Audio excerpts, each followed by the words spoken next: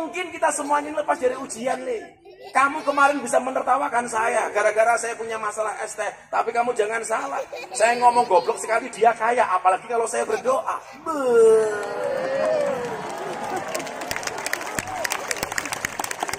Kamu yang kemarin ikut membuli saya. Itu bagi saya jariah untuk saya. No what. Orang apa-apa. Belas orang ngaruh ya. Nyatanya tambah ganteng.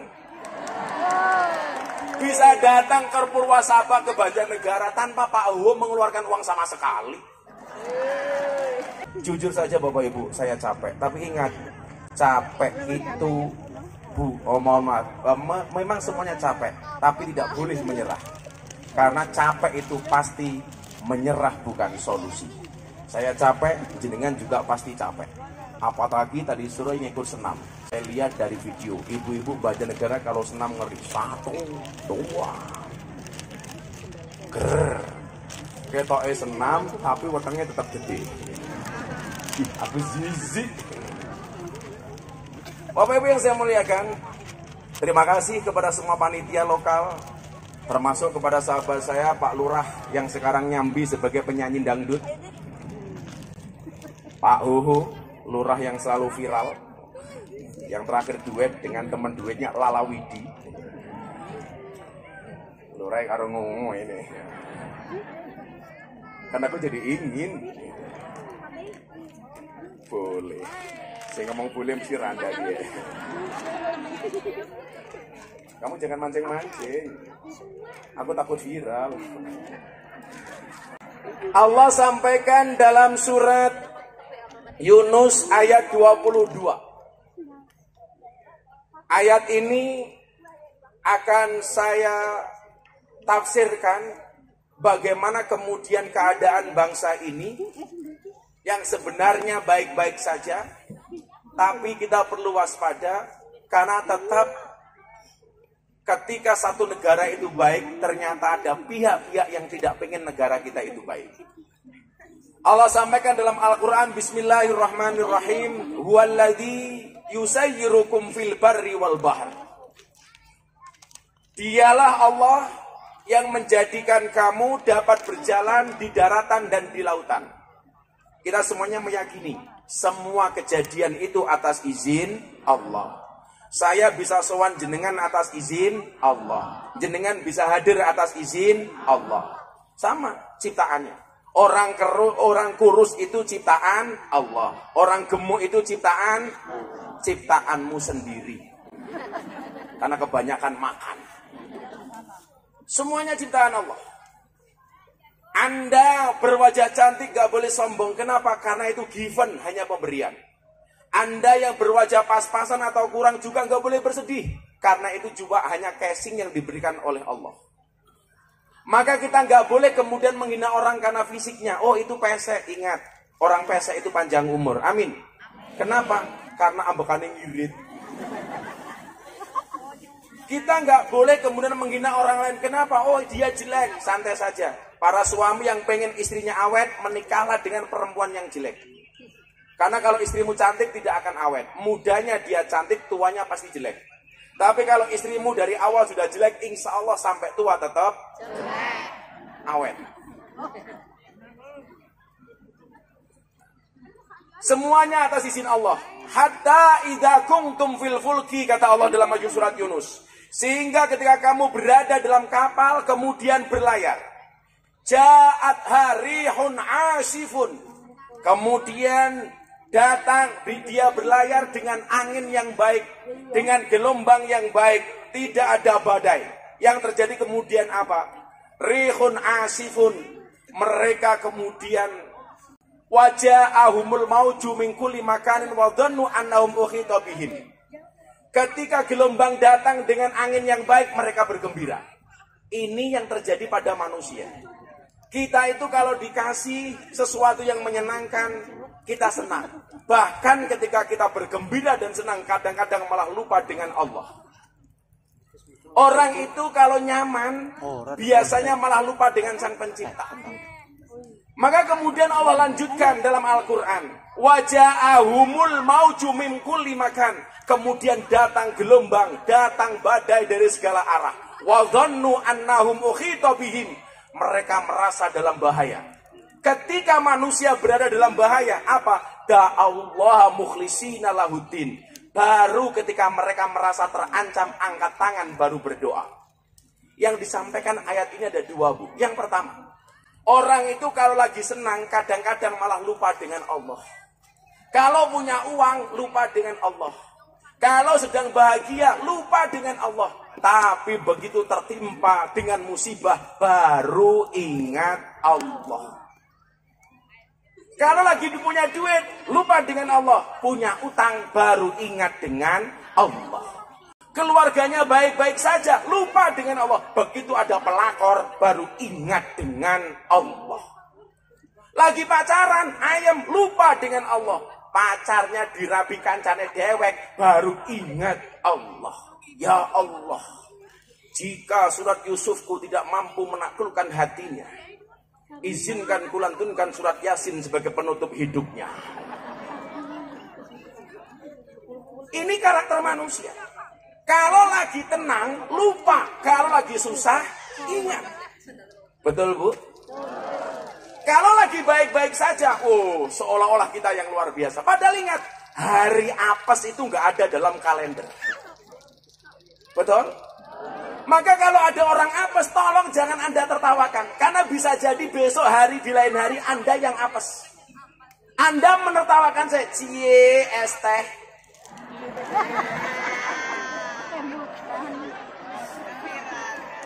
Kalau itu dianggap hari apes saya, apakah Anda yakin Anda tidak punya hari apes? Ingat, orang jalan saja kesandung, betul? Orang makan keselak. Makan sudah masuk, bisa keluar lagi. Masuk angin. Asam lambung. Angin duduk. Mudar ya, angin duduk. Kita gak ada yang tahu. Celakanya kemudian apa? Ketika kita senang, seolah-olah kita berada di atas. Ketika ada orang lain susah, kita tertawakan. Maka saya selalu bilang, jangan pernah umbar masalahmu di status WA atau di media sosial. Orang yang membaca statusmu ketika kamu susah, kira-kira susah apa bahagia? Kalau bisa yang kamu posting itu yang senang-senang saja. Supaya apa? Supaya pembenci membaca dengan penuh derita. Kalau susah jangan diumbar, cukup disimpan. Kalau senang posting. Yang benci sama kamu moco sambil merongos. Tapi kalau kamu susah kamu posting, sorry.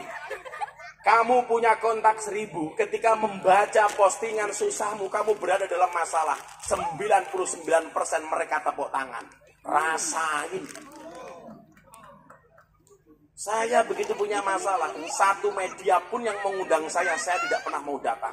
TV ngundang, saya nggak mau datang. Podcast ngundang, saya nggak mau datang. Kenapa? Saya nggak mau curhat di media sosial, cukup saya dengan Allah. Saya tuh menangis cuma satu, gara-gara bapak saya di Lampung telepon. Bapak susah. Ngapa, Pak? Saya nonton TV, anaknya raimu tok. RCTI raimu. TV One raimu. Metro TV raimu. Inyong kedah keprimen, ya gampang, TV-nya pateni baik. Ya udah Pak, ya udah TV-nya saya matikan. Besoknya telepon lagi, Bapak masih susah, kenapa?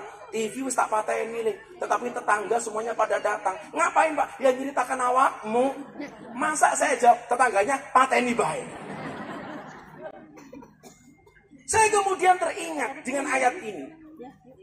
Kita itu nggak bisa menjamin hidup kita baik-baik saja. Kenapa? Karena ya kita ini hanya wayang. Ada dalangnya siapa? Allah. Saya mau berbicara konteks kenyamanan bangsa Indonesia dimulai dari keluarga dulu. Dari kita sendiri. Gak akan mungkin kita semuanya lepas dari ujian, Kamu kemarin bisa menertawakan saya gara-gara saya punya masalah ST. Tapi kamu jangan salah. Saya ngomong goblok sekali dia kaya. Apalagi kalau saya berdoa.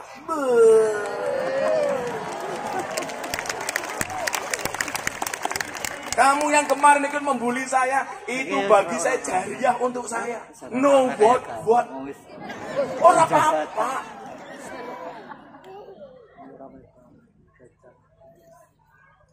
Belas orang ngaruh ya.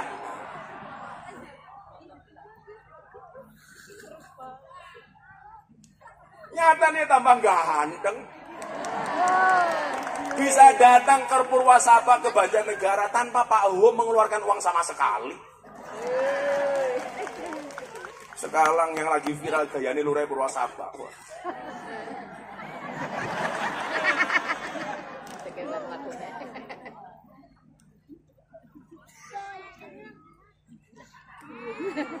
Itu orang yang belum bisa move on.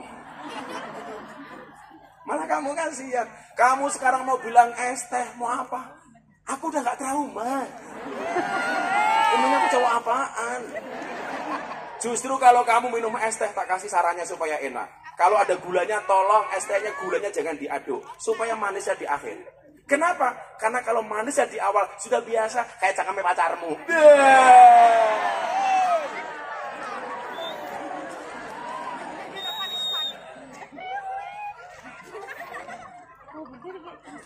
Kok yang ngomong cuma satu, pengalaman dibully se-Indonesia bro. Sehingga kalau sekarang orang curhat sama saya, bah, saya dibully sama tetangga saya. Kamu cuma tetangga, gue se-Indonesia men. Saya cerita ya, saya tuh ke Singapura. Tes kesehatan saya termasuk psikologi saya. Kira-kira gara-gara saya dibully se-Indonesia itu saya mengalami masalah kejiwaan apa enggak? Saya datang ke Singapura, Bu. Saya tes kesehatan. Jantung saya dites super normal. Jelas olahraga saya sering tiap hari. Saya pulang gini malam jam 1, jam 2 masih nge-gym. Saya besok puasa, sorenya masih jalan, dan seterusnya. Jantung saya normal. Apalagi saya nggak ngerokok. Mbak-mbak kalau pilih suami, seneng yang ngerokok apa tidak? Ibu-ibu kalau pilih penantu, pilih yang ngerokok apa tidak? Inyong Oh, sorry saya tidak ngerokok, Bu. Saya tes gula, aman. Gula itu 7 itu pra diabetes 7 ke atas, diabetes. Saya hanya 5,1. Hati-hati. Seorang laki-laki walaupun uangnya banyak sampai kena penyakit gula, istrinya mubadir. Kalau nggak punya penyakit gula, ibarat mic seperti ini, Bu. Tapi kalau kena penyakit gula, sorry. Mic. Viral maning.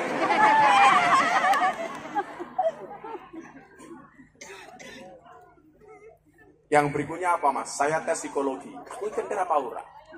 Diwene pertanyaan 200 suruh jawab. Akhirnya 2 jam saya kerjakan. Pertanyaannya apa saya jawab. Sehari kemudian saya dipanggil sama dokter. Mr. Miftah come here di Singapura. Mr. Miftah come here. I want to tell you about your psychology. Alah kayaknya mantuk-mantuk kayak paham-paham ayo. Yes, dugleng.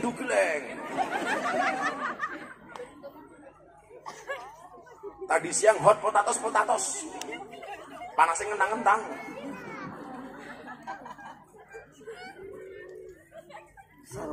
Saya dikasih tahu. Dokter bilang apa sama saya, Mbak? Mr. Miftah. Ini apa maning ya? Kalau mau ngasih tangtung. Mas Pulung tolong B-nya jangan dibayar.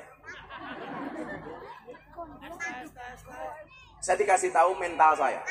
Dia tanya begini sama saya. Gus, Anda itu gak pernah punya masalah ya? Kenapa dok? Tingkat stres Anda itu kecil sekali. Kok Anda kayaknya enjoy terus, happy, relax. Ini Anda gak pernah punya masalah. Saya bilang sama dokternya, dokter coba dilihat masalah saya di bulan Desember sampai Januari kayak apa. Dibuka sama dokter. Langsung dokternya bilang apa? What? Oh my God. Saya jawab, cerat. Mumet dase dokternya Pak. Anda punya masalah seperti itu kok Anda baik-baik saja.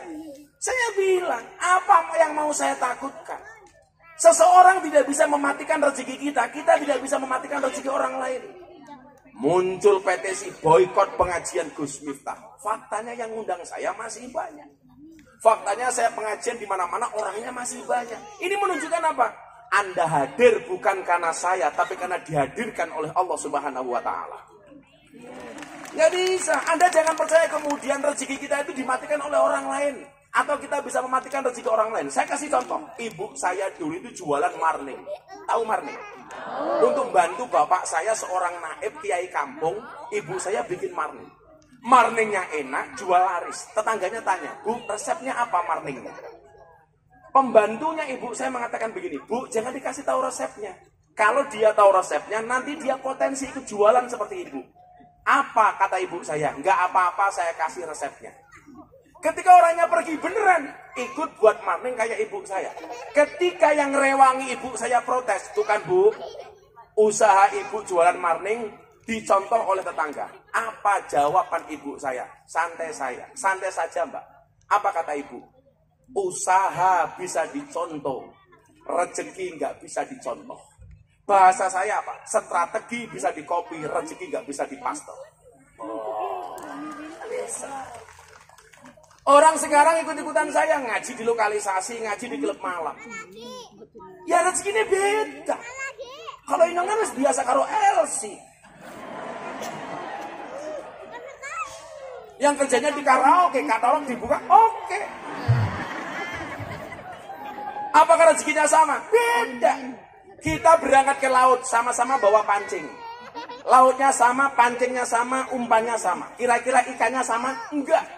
Pulang apakah membawa ikan yang sama? Enggak. Sama-sama berangkat ke pasar. Jualannya sama, pasarnya sama. Rezekinya sama? Enggak. Duduk di sini sama. Nanti ada tanya jawab dengan saya. Yang tanya saya kasih uang. Apakah rezekinya sama? Tidak. Gak bisa. Makanya kenapa kemudian kita selalu saja disibukkan dengan pertengkaran, dengan permusuhan. Sama halnya bangsa ini. Pak Prabowo itu belum setahun jadi presiden. Di demo macam-macam. Padahal apa? Orang yang ikhtiar membangun bangsa ini supaya baik.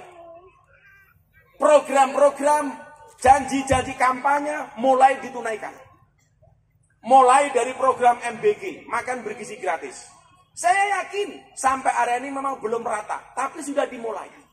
Jangan kemudian kita apa? Memprovokasi, membuat video di TikTok, di media sosial. Cah cilik, nggak video. Wow, orang kebagian mangan, wow. Ini nalarnya di mana coba? Nalarnya di mana? Bangsa ini kalau mau besar, biarkan para pemimpin ikhtiar untuk mensejahterakan rakyatnya.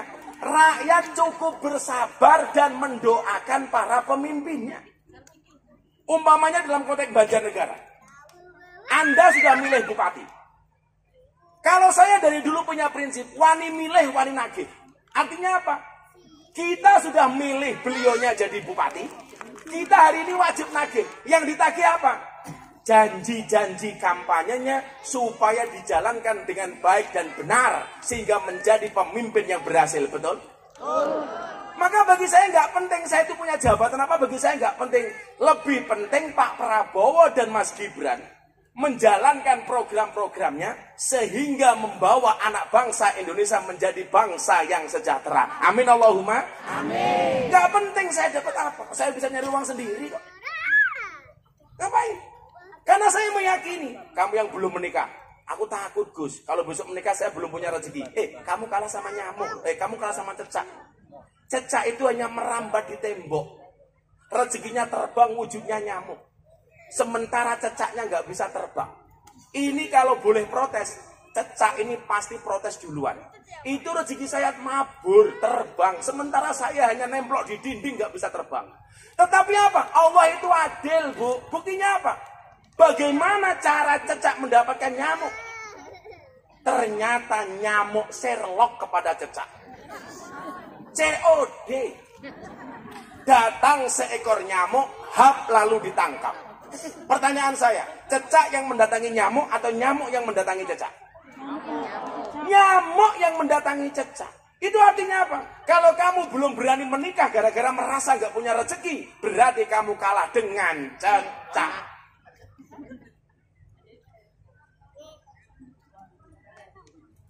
Jomblo-jomblo ke, rumah kan lagi ya. Nggak rapi, orang mau pacaran baik. Ngalor gitu boncengan, mulai meteng.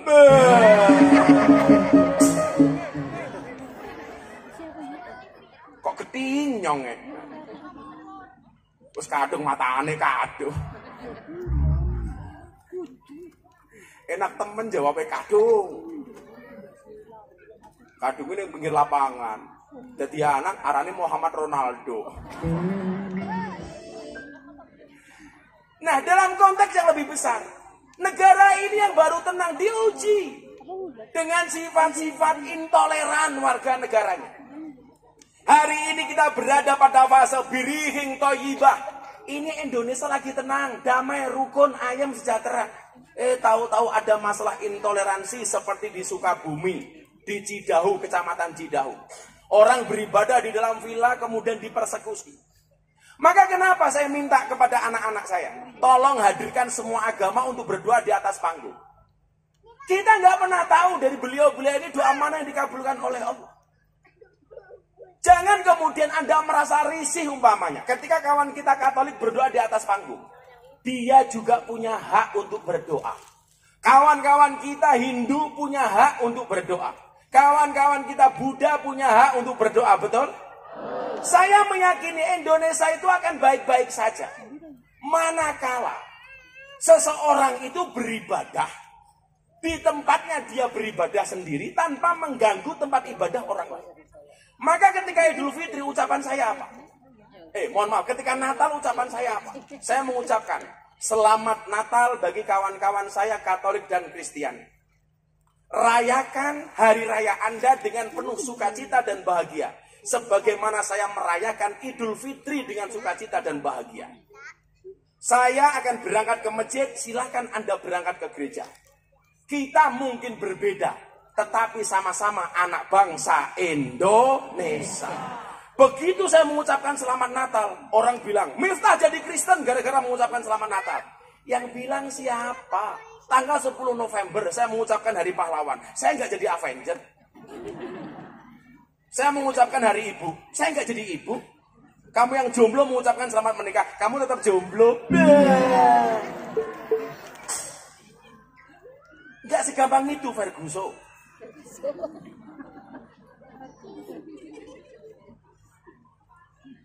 Saya kasih tahu ya.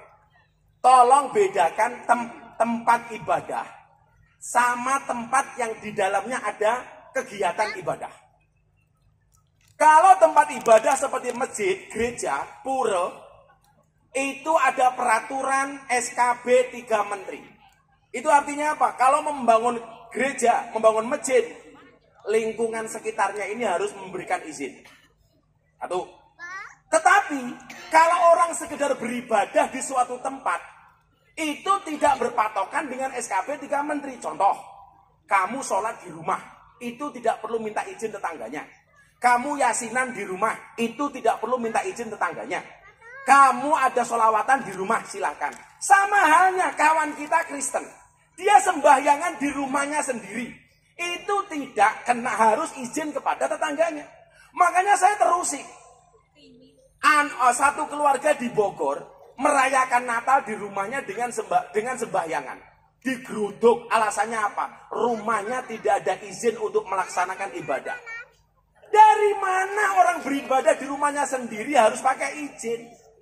Kalau harus pakai izin, berarti kamu besok tahlilan harus pakai izin.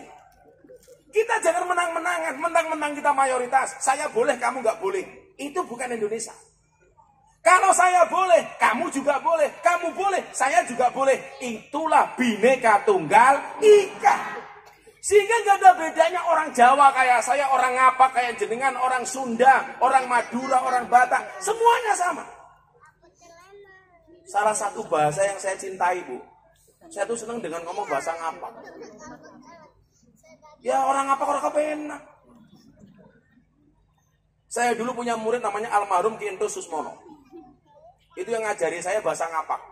Dalang kondang saka Tegal. Hanya beda Wonosobo dengan Banjarnegara. Hebatnya Indonesia apa? Beda sedikit saja, bahasanya sudah beda. Wonosobo Jawa, Banjarnegara Ngapak Liun. Ngomongnya blukuduk. Keren. Ngapak bro. Pak Ho datang ke pondok. Masuk pondok ada gapura. Pak Ho bilang, Arane mancing dalam Gus Miftah kiye ana gapura, arane gapura sugeng teka. Saya mikir gapura sugeng teka itu apa? Ternyata gapura selamat datang. Bahasa ngapa ke sugeng teka?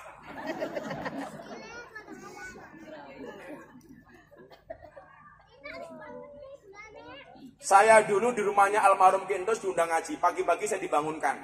Gus kiek, isu-isu ngobori cocot. Lah indongnya mikir ya. Apa kiek ngobori cocot? Ternyata udut. Kalau bahasa Kebumen ngomprongi congor, keprimen maning. Ini keindahan. Dari segi bahasa kita bisa beda. Dari segi suku kita bisa beda. Dari segi agama kita juga bisa beda. Nah, dalam konteks Pancasila semuanya punya hak yang sama. Yang Muslim silakan berangkat ke masjid tanpa diganggu.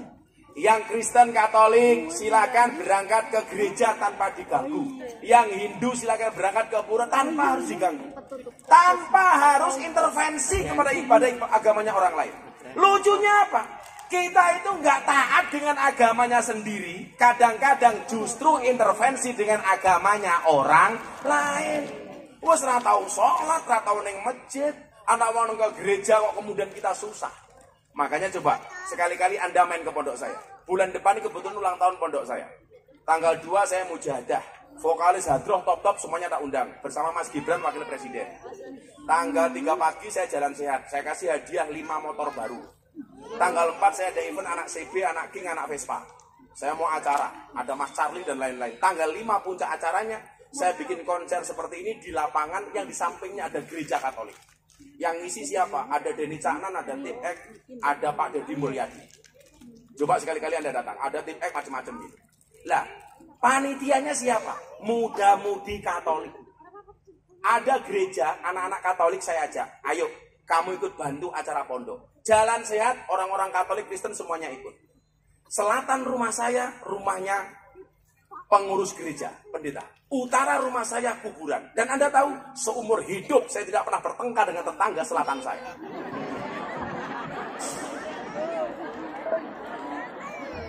Ngomong kuburan,